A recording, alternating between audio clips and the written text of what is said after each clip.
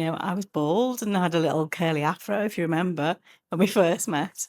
Bit of a Vera Duckworth. And you put some extensions in, and I sobbed Yeah. because I found the girl I was before the chemo.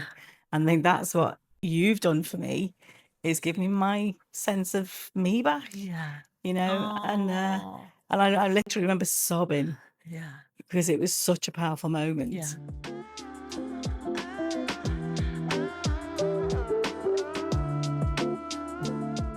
Oh, well, I was going to kind of introduce you then, but it's like nobody needs to introduce Oh, the famous stop. Jayne Moore. I mean, there is not a business in Liverpool who doesn't know you, who hasn't worked with you. Or at least they think they know me. Yeah, I've bumped into people and said, "Do you know Jayne Moore?" Everybody knows Jayne Moore. Not only are you so well known in Liverpool because you've helped so many businesses now throughout the country and globally. I've gone global, Di. Globally. I am going global. I mean, I'm seeing pictures with Jayne Moore and heads of state and all over the world. I mean, It's a bit of a pinch yourself moment, I've got to be honest. It's just fabulous. But that's all about having conversations with people Yeah. and not expecting to treat them any differently. And I famously met His Excellency, the Minister of Housing and Urban Planning of Oman. Can I touch you? Yeah, in France last year.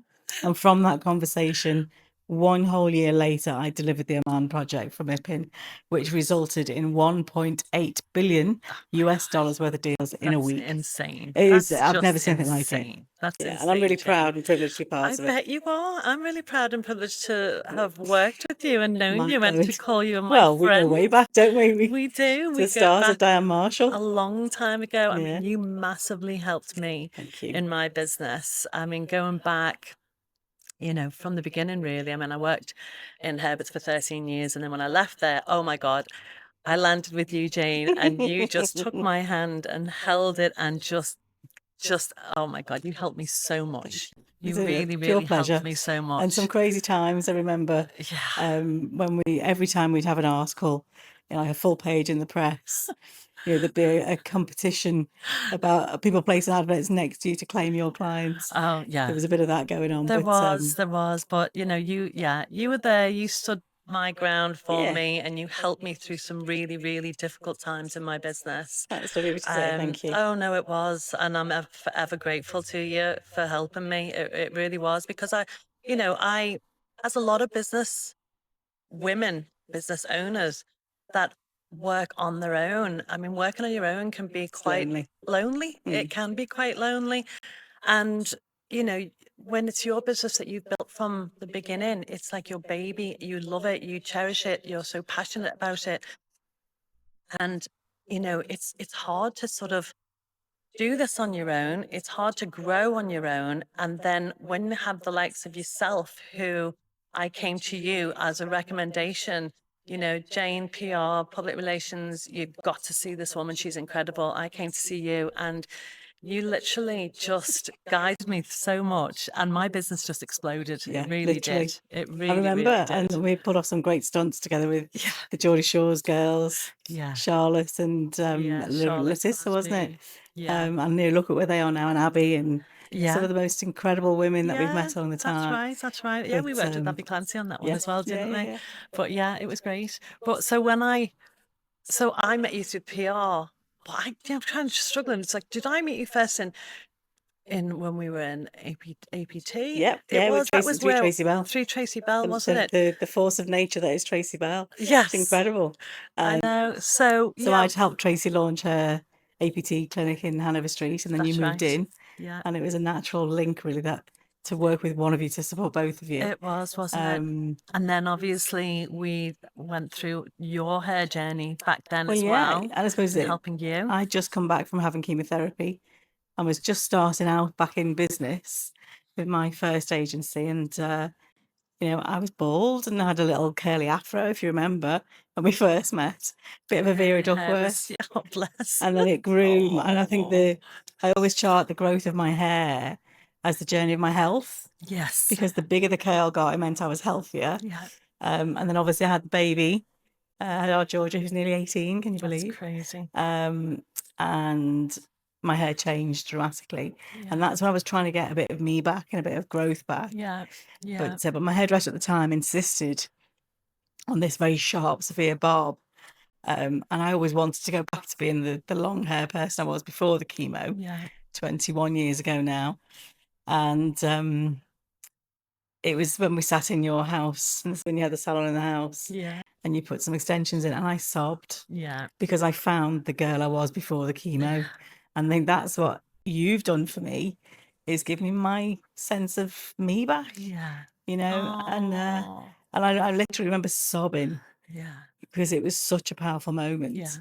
And I was really grateful to not do it in a public space as well, because obviously, you know, back then nobody really knew me. Back then nobody really knew who I was, but you know, to do that now in a very public space would be quite difficult. But it was really personal, and you really held my hand through it. It was lovely. And I thought, you know, it was all swishy and flicky, and you forget how much power you have in your hair. And for me, it's all about identity. And back then, my hair was really dark before I went grey, and we've managed the greys perfectly. Thank you, Steph. It looks fabulous. But you know, I've very much been on a journey with you, and then probably about, was it 3 years ago, we reconnected at Carolyn Hughes's lunch. That's right. And you said, come and come and have your hair done. Absolutely. And I've never looked back. No. I'm now a 2 Wefter, European. Thank you very much. And it looks fabulous. I think you look insane. Well, you just get better and better and better. Every time I go to my doctor's consultants, obviously still have, you know, quite complicated health story. I went to a consultant last year for some respiratory tests, and because the radiotherapy's left me with some issues and paralysed diaphragm and all that kind of nonsense. And I go into the consultant, and because I've got the hair all curly blow done, all done, and he says to me, "Oh, are you waiting for your mum? Are you waiting for my patient?" And I said, no, I'm your patient. He's like, "Are you sure?" Because I think the energy that I get from feeling so strong comes across. And I had to convince him that I was the patient. Isn't that crazy?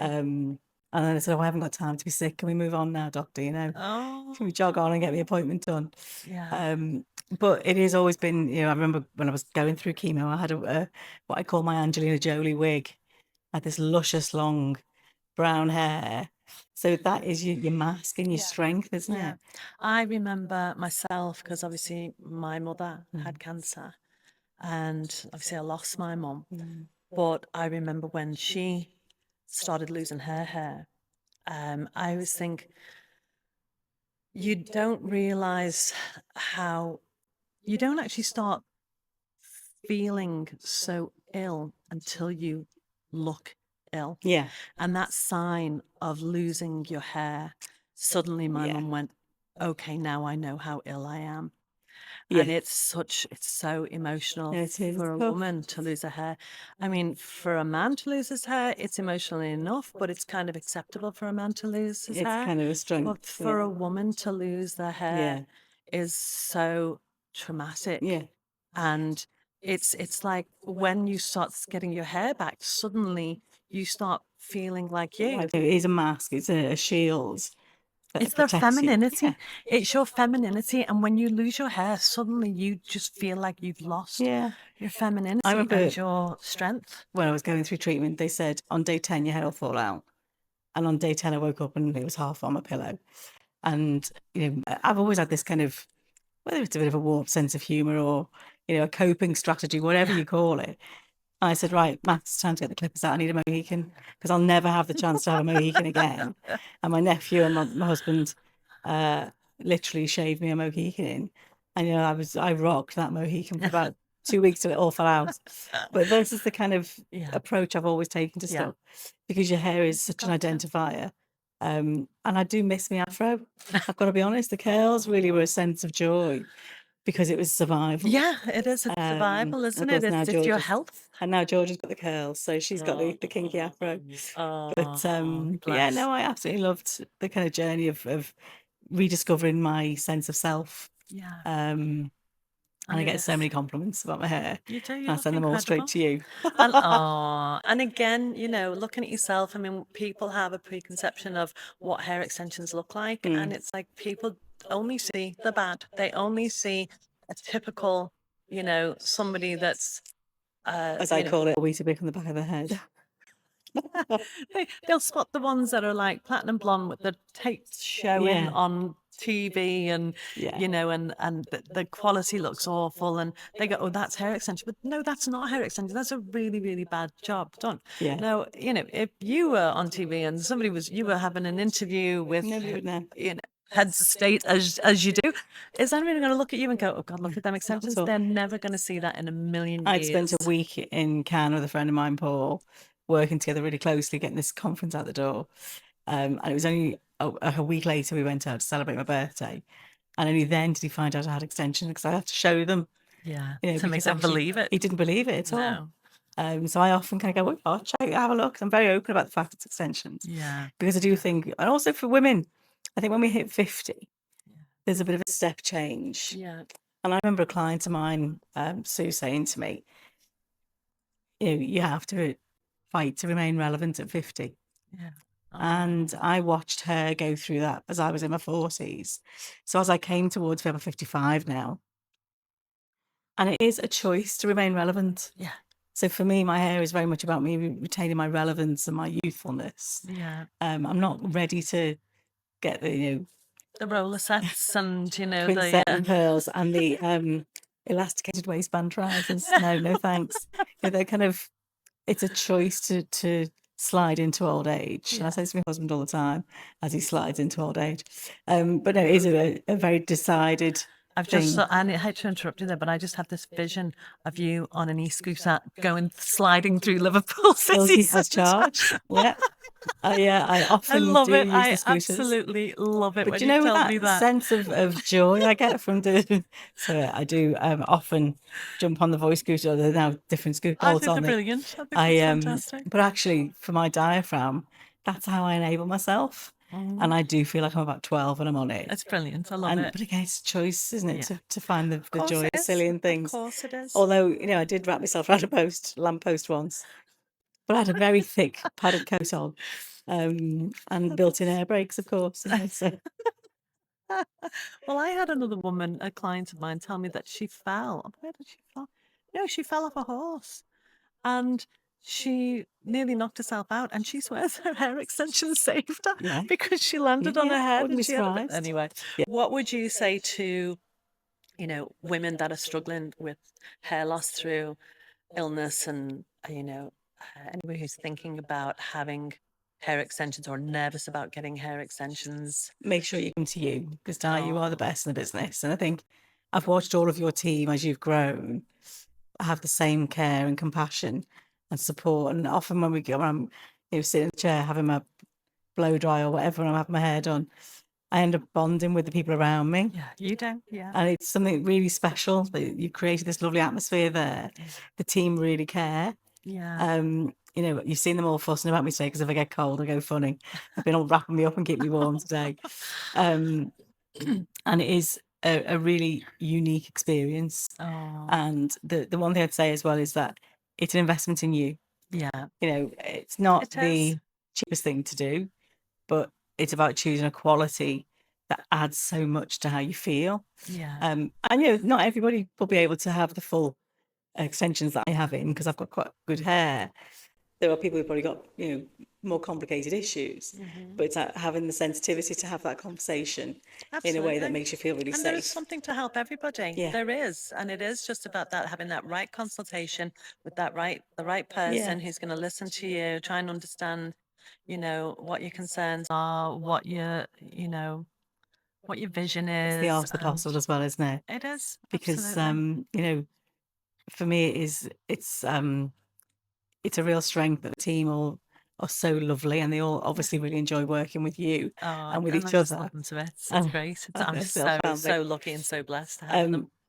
But I'd also say it's that kind of self-care. I've gone through the weight loss journey with the injections recently. I was just going to say, can I just bring that one up as well? Because that is something that so many women are really, really, struggling with at the moment.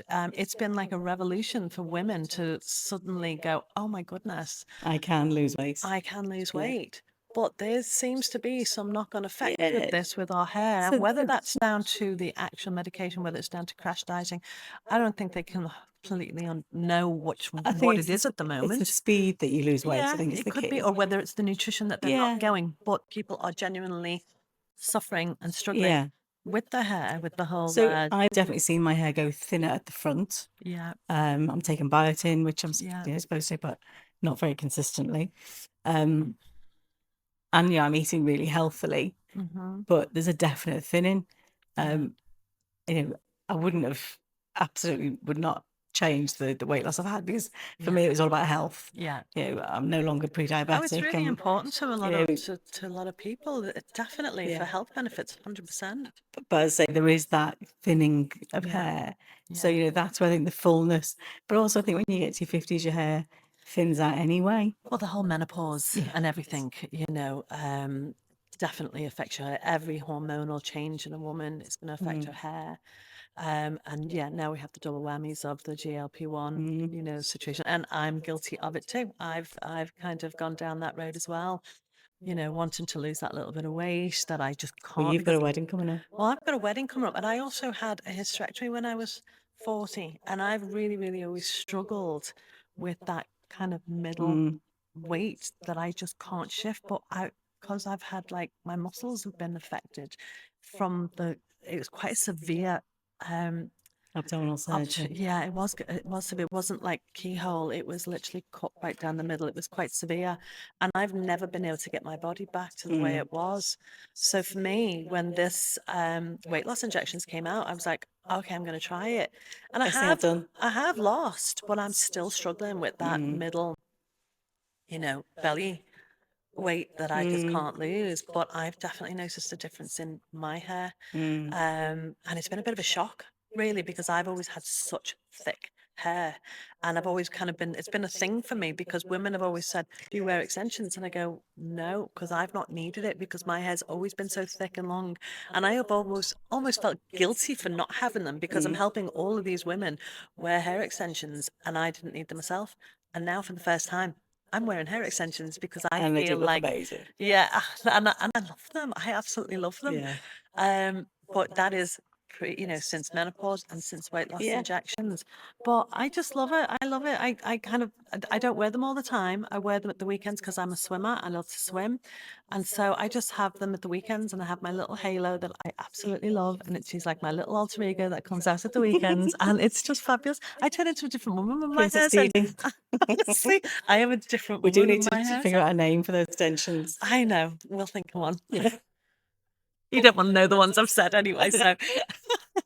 But no, they're just great, and it's just fabulous to make women feel Yeah. confident. And, The confidence that brings. literally it is like a little support group when we all go and get our hair done, and often the same women are at the same time. Yeah.